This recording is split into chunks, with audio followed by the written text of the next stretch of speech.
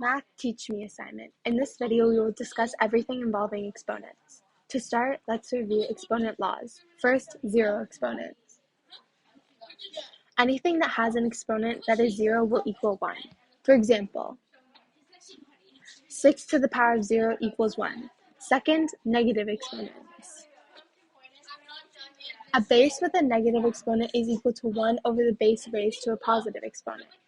So, example, 8 to the power of negative 3 equals 1 over 8 to the power positive 3. Third, product rule. If you are multiplying two exponents with the same base, add the powers together. An example, 5 to the power of 3 multiplied by 5 to the power of 4 equals 5 to the power of 7. Fourth, quotient rule. If you are dividing two exponents with the same base, subtract the powers. For example, 4 to the power of 5 divided by 4 to the power of 3 equals 4 to the power of 2. Finally, we have power rules. The power of the product rule is applied to the bracketed multiplication equations. So the exponent is applied to each number / variable within the bracket. So 5 times 4, all to the power of 3 equals 5 to the power of 3, but multiplied by 4 to the power of 3. Then power of a quotient. The power of a quotient rule is applied to the bracketed quotient problem, so that the quotient is applied to both the numerator and the denominator. For example, 1/3 to the power of 3 is equal to 1 to the power of 3 divided by 3 to the power of 3. Now we are going to get into some equations. We are starting off in the first bracket, and using the zero exponent rule. We know that 10 to the power of 1 is going to equal 10 to the power of 0, is going to equal to 1. We can then solve the second term in the bracket using the negative exponent rule. It should be a fraction now. Now we can move on to the second bracket. In this case, we will apply our product rule, so we're adding our exponents. Then you can solve the exponent in the fraction.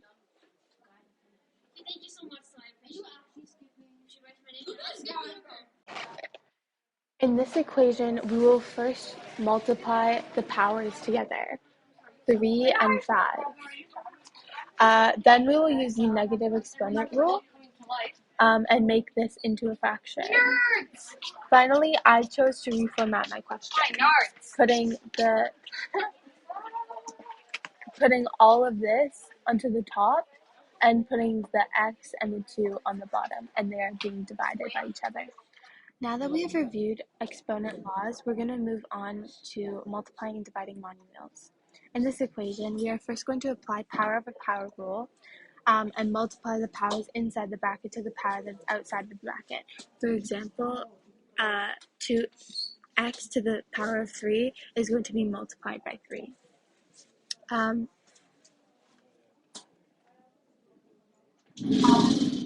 Then this applies to both the coefficients and the variables x, y, and z. So each one of them are all going to get multiplied to the power of 3.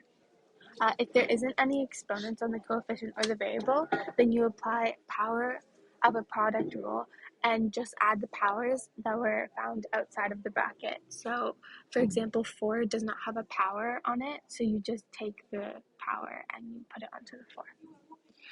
Next, following the order of operations rule, we solve the exponents that are not variables. So, for example, 4 to the power of 3 is not a variable, so you would solve that. Afterwards, we are going to multiply all the variables together and all the coefficients together. So, for example, 64 multiplied by -3. And then, once you've multiplied all your variables and coefficients together, Since we have this 4 laying around, we're going to multiply that by negative 192.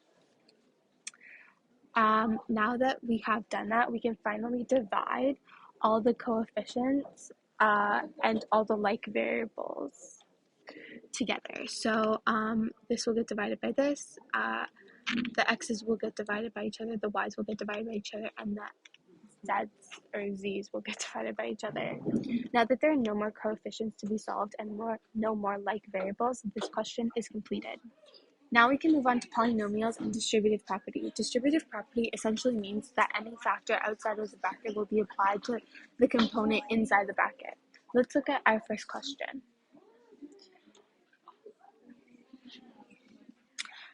First, we will apply negative 5x to the power of 5 to each of the terms found in the bracket. As you can see here, I've done it to all of these. Then you can apply your earlier fundamental rules of exponents to fully solve the question. So once you have done that, then you can actually solve it. So each coefficient goes with each coefficient. So negative 5 is going to be multiplied by negative 9. And then the variable with the exponent will be multiplied with the variable with the exponent. And once you've done that, since there are no more like variables and no more like coefficients that you can actually multiply, this question is done. In our last question, we will be applying the same distributive property and exponent rules to solve this equation. In this example, we have 3 separate polynomials, which are in the brackets. Right here, and right here. And we will be applying the law of distributive property. So we're taking 7 and we're distributing it to all the variables and all the terms in the bracket. After each term after each term is like simplified, you can solve the equation. So this equation, once we've done our distributive property, we look for like terms. In this case, we have 2 like terms, so 10x to the power of 2 and negative 10x to the power of 2 and negative 8x to the power of 2. We also have negative 25x and negative 10x, and those are like terms. Once you've simplified those, your question is done. This has been my lesson for today. Thank you for listening.